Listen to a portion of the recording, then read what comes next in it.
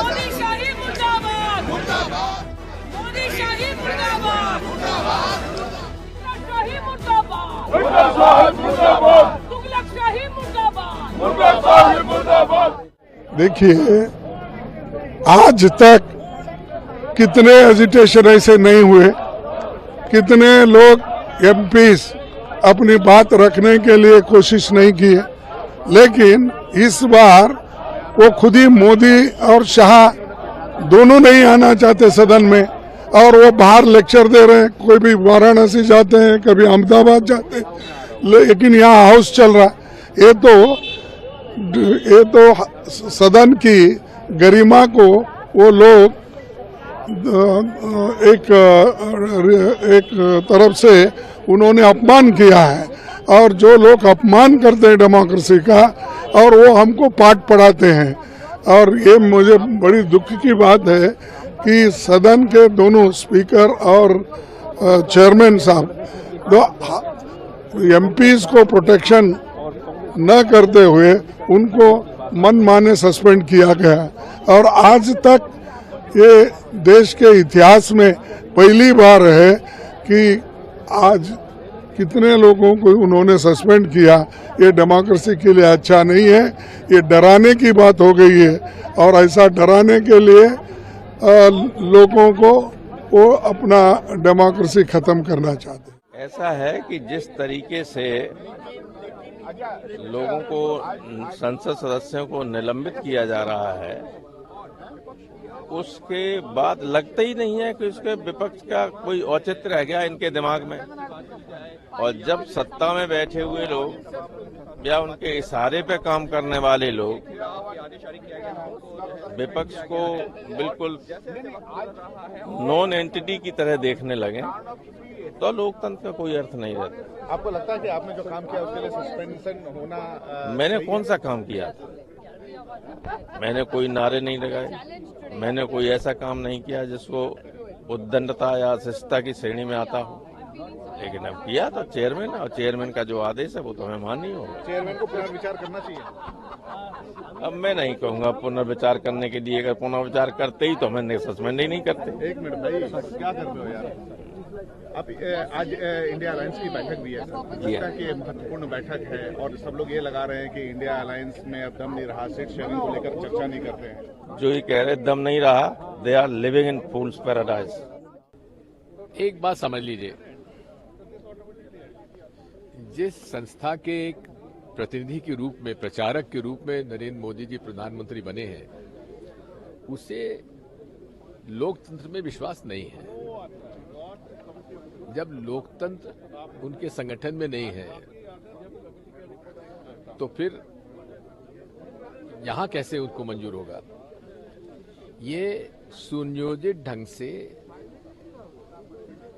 संसदीय प्रणाली को समाप्त करने के लिए एक षड्यंत्र है, और पार्लियामेंट्री डेमोक्रेसी न रहे उसको बदनाम करने के लिए है। एक दूसरा, यदि आप पैरेलल देखें तो हिटलर ने भी यही रास्ता अपनाया था।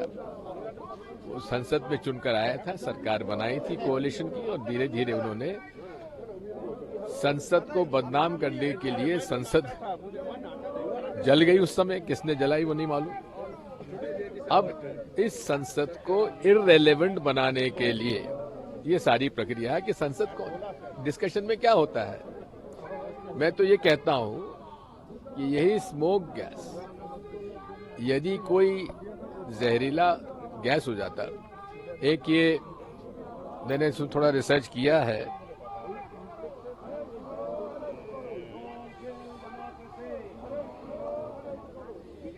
ये सरीन गैस होता है, SARIN। It is one of the most lethal gases. अगर स्मोक गैस की बजाय सरीन गैस उन्होंने छोड़ दिया होता और कोई फिदायीन होता, खुद में मर जाए, कोई दिक्कत नहीं, तो जितने सदन में उपस्थित लोग थे 5 मिनट के अंदर सब चले जाते। तो ये कहते थे हमेशा कि ये नई संसद जो है बिल्कुल इतनी अच्छे ढंग से बनाई गई कि कोई अंदर परिंदा पर नहीं मार सकता। अब ये तो देखिए कि ऊपर से कूद पड़े। दूसरी बात यह है कि वहां की सिक्योरिटी क्या कर रही थी, उनको साथ में कूदना चाहिए था। पूर्व की ये घटना है जब यहाँ पार्लियामेंट्री सिक्योरिटी के जो लोग थे, एक जब पिछली बार हुआ था उस समय वो साथ में कूदे साथ में और उसको पकड़ लिया था। लेकिन आज पार्लियामेंट्री सिक्योरिटी फोर्स जो उसको अलग हटा दिया गया है और सीआरपीएफ की पैरामिलिट्री फोर्स यहाँ पे लगा दी गई है। वो क्यों नहीं कूदा? उसको बर्खास्त करना चाहिए। बात यही है कि धीरे धीरे ये कंट्रोल जो पार्लियामेंट्री फोर्सेस थे, पार्लियामेंट्री के जो स्टाफ है, उसको धीरे धीरे अलग किया जा रहा है और अपने लोग उसमें अंदर जोड़े जा रहे हैं। ये एक बहुत बड़ी घटना है। और आखिर हमारी मांग क्या है? पूरे देश की जो आंतरिक सुरक्षा की जवाबदारी होम मिनिस्टर की होती है। अब यहाँ पे दिल्ली पुलिस उनके अंडर है, सीआरपीएफ उनके अंतर्गत है। हाँ, पार्लियामेंट की सिक्योरिटी जो है वो स्पीकर साहब के पास है, वो आखिर में है। लेकिन यहां तक वो पहुंच तो गए ना, वो कैसे पहुंचे? अब बात ये आती है कि पास किसने दिए? बीजेपी के एमपी ने दिए। अब ये भी जांच का विषय है, क्या ये उस षड्यंत्र का अंग है कि कैसे संसदीय लोकतंत्र समाप्त किया जाए? ये भी एक चर्चा का विषय है। बात यही है कि एएनआई पता नहीं कितना दिखाएगा नहीं दिखाएगा मुझे, लेकिन मैं इतना जरूर कहूंगा कि इसमें जांच होना चाहिए कि ये संसदीय लोकतंत्र प्रणाली को समाप्त करने का ये षड्यंत्र तो नहीं है। ये सारी बातें चर्चा आनी चाहिए।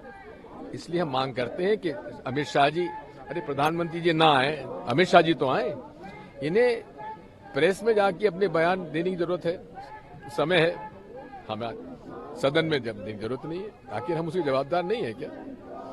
तो ये तो एक व्यक्ति को बचाने के लिए और अपना षड्यंत्र बचाने के लिए वे 92 लोगों को सस्पेंड कर चुके हैं। आज हम सब और होंगे सस्पेंड। सर, एक रिसर्च कर रहे हैं, आपने आज ट्वीट भी किया। जी हाँ, जी हाँ। ईवीएम को लेके क्या देखिए, बात सीधी सी है। आप वोट डालते हैं, वीवीपैट आने के पहले पता ही नहीं पड़ता था वोट कहाँ गया। अब 7 सेकंड के लिए हमें वो दिखता है। दिखाते क्यों? हाथ में दे दो ना, ताकि हमको भरोसा हो जाए कि जो हमने वोट दिया वो छप के हमारे हाथ में आ गया। जब आप उसमें डब्बे में डाल रहे हो तो हमें दे दो। हमारी तो मांग है कि बैलेट पेपर से होना चाहिए, लेकिन फिर जब बैलेट पेपर से कराना है तो उसमें पार्लियामेंट में उसको अमेंडमेंट लाना पड़ेगा। वही सरकार तो लाएगी नहीं।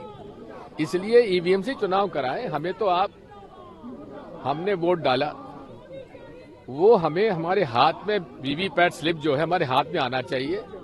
वो जाके हम एक अलग से रखी मतपेटी में डाल देंगे, क्योंकि उस मशीन में सॉफ्टवेयर क्या डला है ये हम किसी को मालूम नहीं है।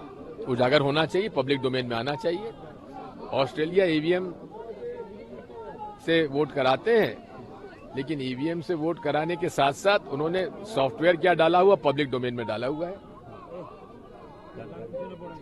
तो हम चाहते हैं कि माननीय चुनाव आयोग इसमें इतना भर फर्क कर लें कि वीवीपैट स्लिप हमको मिल जाया करे, वो वोटर को मिल जाए, ताकि भरोसा हो जाए कि जहां हमने वोट डाला है वो हमें मिल गया कि नहीं मिल गया।